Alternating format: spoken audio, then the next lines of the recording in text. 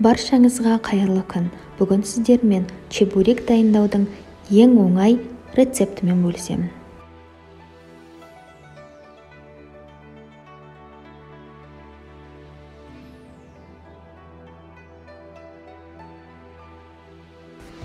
Қамырын дайындау үшін бізге 300 грамм ұн, 135 мл су, 1 жұмыртқа және 1 шай қасық тұз қажет. Салмасы үшін бізге 350 грамм ет, 1 картоп, 1 сәбіз, 1 жуа, 1 шай қасық тұз, жарты шай қасық зира, жарты шай қасық қара бұрыш қажет. Ұнды ыдысқа салып, үстінен тұзды, жұмыртқаны, суды қосып, қамыр илейміз.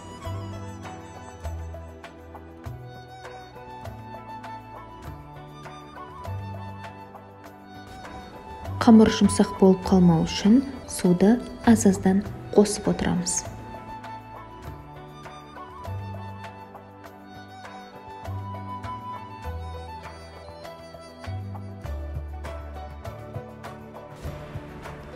Қамырымыз дайын, үстін жауып 30 минутқа қалдырамыз. Етті кішкентай текшелерге бөліп тураймыз.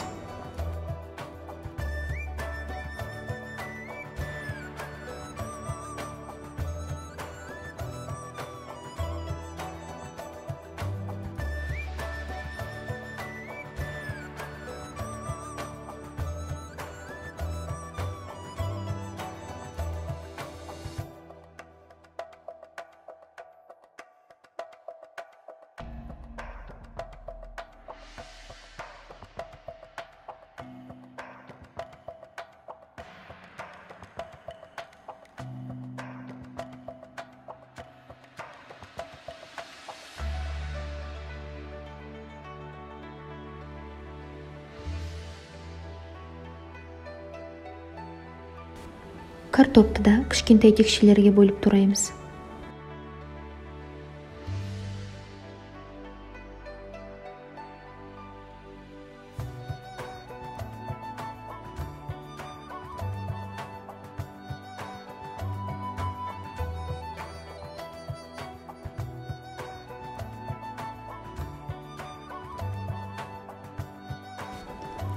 Сәбізді де кішкентай текшелерге бөлеміз.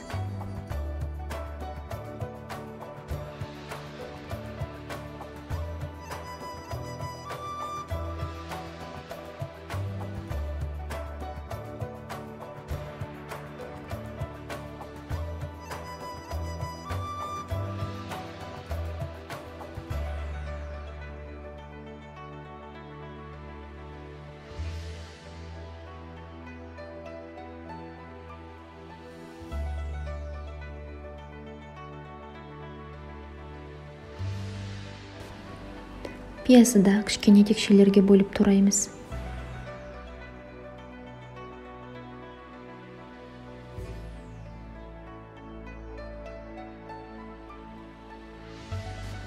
Табаны қыздырып, қызған табаның үстіне 4 ас қасық май құйып, пиязды қуырып аламыз.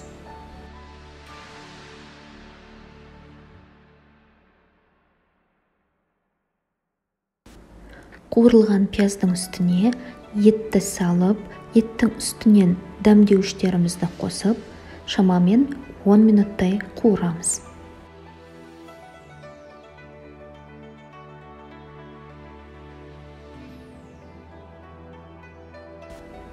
Еттің осылай сөлі бөлініп, суы тартылуы қажет. Суы тартылған еттің үстіне сәбізді салып, 3 минуттай қуырамыз. Картопты салып 3 минуттай қуырамыз. Қамырымызды алып, ұн сеуіп, видеода көрсетілгендей дөңгелектеп, кішкене бөліктерге бөлеміз. Менен 15 бөлік шықты.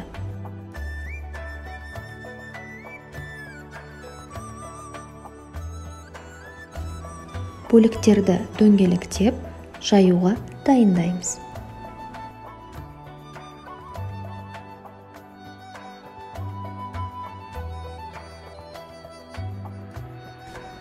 Енді дөңгелектеп, шұқалап жайып аламыз.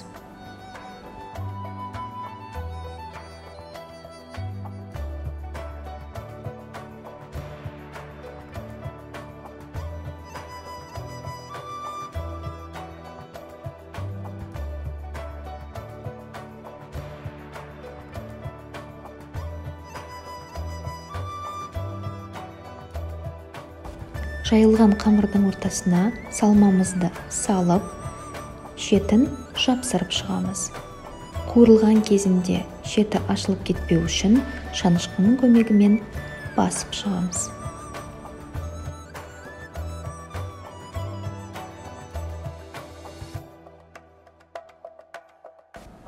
Дәл осылай барлық чебуректерді дайындаймыз.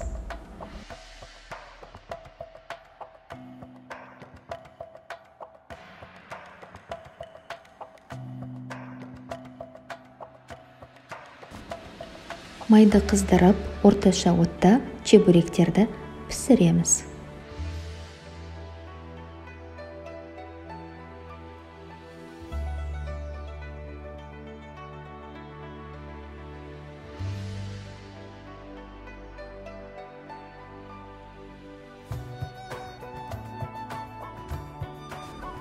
Шамамен әр беті 3-5 минут аралығында пісіп дайын болады.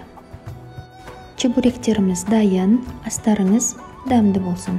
Егер рецепт ұнаса, тіркеліп, лайк басып, пікір қалдыруыңызды сұраймын.